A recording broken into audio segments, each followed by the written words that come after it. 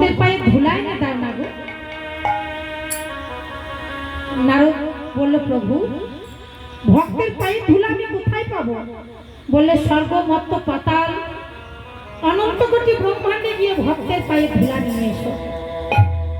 নারদ বিনা যন্ত্রে গান করতে করতে স্বর্গ মর্ত পাতাল অনন্ত কোটি ব্রহ্মাণ্ডে গিয়ে সবার কাছে গিয়ে বলছো গো আমাদের গোবিন্দের শিরোপীড়া হয়েছে, মাথার যন্ত্রণা হয়েছে, একটু পায়ে ধুলা দাও না গো।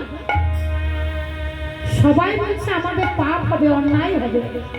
ভগবানকে পায়ে ধুলা থেকে দিতে পারে বাবা?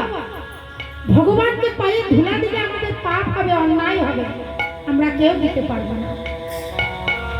নারদ মুনি ফিরে এলো। গোবিন্দ আমার বলেন ভক্তের পদরজ পেলে না? বলছে না প্রভু। তাহলে আর একবার বৃন্দাবনে যাও। যেমনই বৃন্দাবনে প্রবেশ করেছে নারদ মুনি, ব্রজগোপীরা নারদ মুনিকে দেখে বলছে ওগো নারদ মুনি আমাদের প্রাণ গোবিন্দ ভালো আছে তো? আমাদের প্রাণ গোবিন্দ ভালো আছে তো? আমাদের প্রাণ গোবিন্দ ভালো আছে তো? প্রাণ গোবিন্দ ভালো আছে তো? বলে বলো বলো নারদ মুনি আমাদের প্রাণ গোবিন্দ ভালো আছে তো? প্রাণ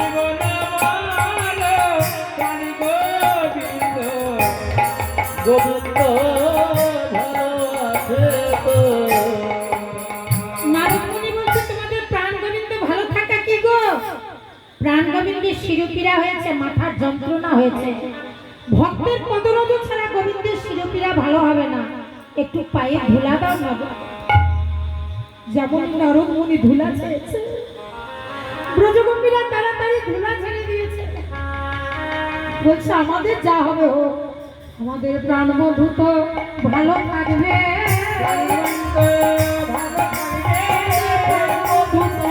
ভালো থাকবে, যা হবার হোক প্রাণ বন্ধু তো ভালো থাকবে।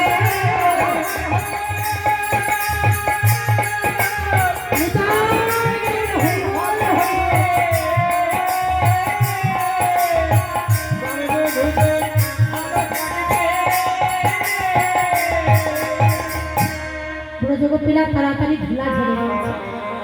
আমাদের যত পাপ হবে হোক, যত অন্যায় হবে হোক, যা হবে আমাদের হোক, আমাদের প্রাণ বন্ধু তো ভালো থাকবে।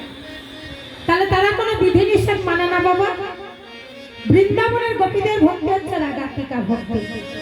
তাই বৃন্দাবনের গোপী বলছে আমার সে কি গো, রাজার কাছে যেতে গেলে 6টা দ্বার ভেদ করতে হবে, 6 জন দাঁড়িকে পরাজিত করতে হবে? আমি বলছি কিচ্ছু করতে হবে না, কারণ সে যে ভক্তাধীন আর প্রেমাধীন।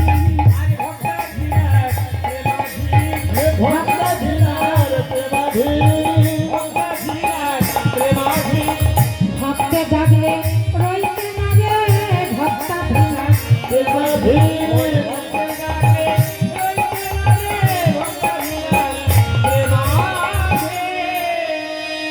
গোবিন্দ আমার ভক্তাধীন, সে কথা তিনি শ্রীমুখে শ্রী শ্রী গীতায় বলেছেন অর্জুনকে, অর্জুন যে যথামাত্র পদন্তে তাং তথৈব ভজাম্যহ, যে যেভাবে আমাকে চাই আমি তার কাছে সেইভাবে যাই। কোন ভক্ত যদি আমার জন্য 1 পায়ে দিয়ে আসে, আমি ভক্তের জন্য 10 পায়ে দিয়ে যাই। ভক্ত আমার মাতা পিতা, ভক্ত আমার গুরু, ভক্তে আমার নাম রেখেছে বাঞ্ছা কল্পতরু। গোবিন্দ আমার ভক্তাধীন আর গোবিন্দ আমার প্রেমাধীন, তার প্রমাণ দিয়েছেন মীরাবাই।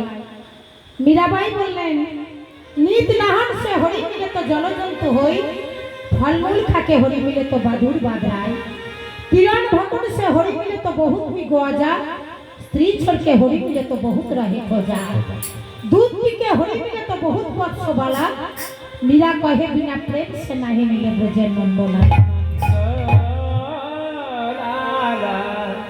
गंगा स्नान करले যদি গোবিন্দের কৃপা লাভ করা যেত বাবা, গঙ্গায় যে সমস্ত জলজন্তুরা থাকে তারা তো সর্বদাই গঙ্গা স্নান করে, তারা তো কই গোবিন্দের কৃপা লাভ করতে পারে না। ফলমূল থাকে হরি বলে তো বাদুর বাদ নাই। ফলমূল খেলে যদি গোবিন্দের কৃপা লাভ করা যেত, বাদুররা এবং বানররা তো সর্বদাই ফলমূল খায়, তারা তো কই গোবিন্দের কৃপা লাভ করতে পারে না। স্ত্রী ছড়কে হরি বলে তো বহুত রহে খোঁজা। নারীর সঙ্গ পরিত্যাগ করে যদি গোবিন্দের কৃপা লাভ করা যেত, যারা নপুংস তারা তো নারীর সঙ্গ করে না, তারা তো কই গোবিন্দের কৃপা লাভ করতে পারে না। দুধ পিকে হরি মিলে তো বহুত বৎসবালা। দুধ খেলে যদি গোবিন্দের কৃপা লাভ করা যেত, বাছুরা এবং শিশুরা তো সর্বদাই দুধ খায়, তারা তো কই গোবিন্দের কৃপা লাভ করতে পারে না। মীরা কহে বিনা প্রেম সে নাহি মিলে ব্রজে নন্দলালা। আমার গোবিন্দের সঙ্গে প্রেম না করলে, সম্বন্ধ না পাতালে তার কৃপা লাভ করা যায় না বাবা। কেউ বা সন্তান রূপে, কেউ বা প্রভু রূপে, কেউ বা স্বামী রূপে ভালোবাসে। যেমন ভাবে ভালোবেসেছিলেন মীরাবাই, মীরাবাই সব কিছু পরিত্যাগ করে গিরিধারী লালার চরণে সব কিছু অর্পণ করেছিলেন। গিরিধারী লালার কাছে বলেছিলেন, প্রভুজি তুমি চন্দন হাম পানি, তুমি চন্দন হাম পানি, প্রভুজি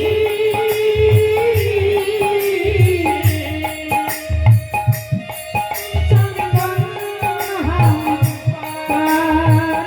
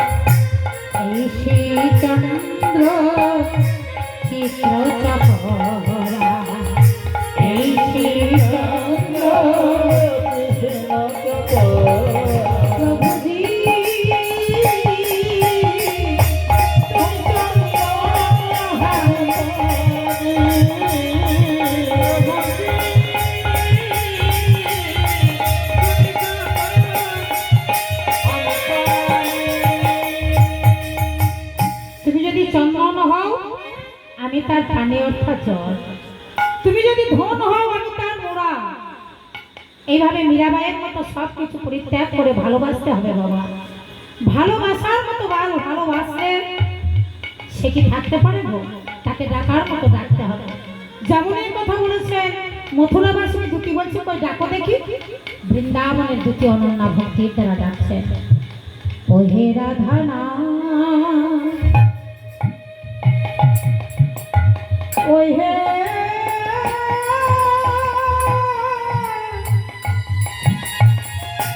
রাধা,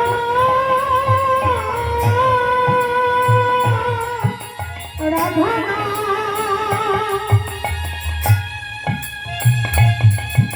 ওহে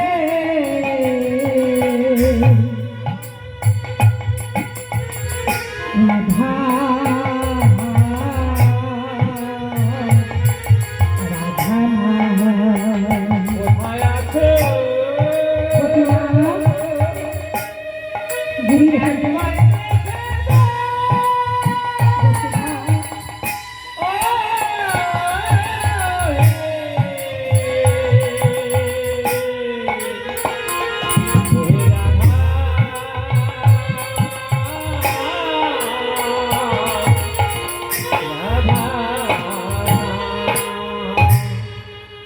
বৃন্দাবনের দুটি আমার অনন্য ভক্তির দ্বারা যেমন রাধানাথ রাধানাথ বলে ডেকেছে, ভক্তবাঞ্ছা কল্পতরু হরিকার আর কি থাকতে পারে?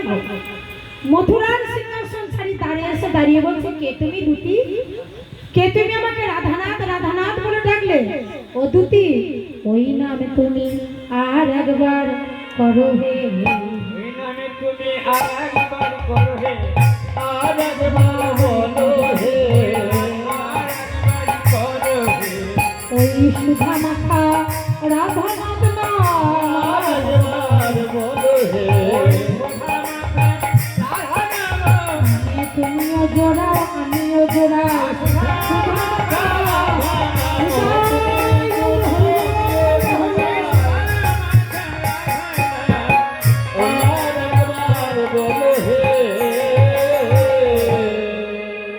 কে তুমি দুটি?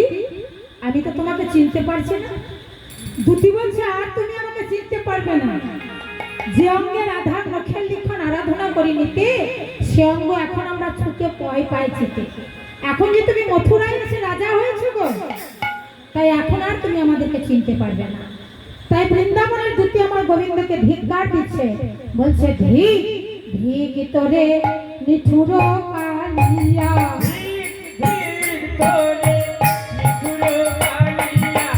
কে তোরে বুদ্ধি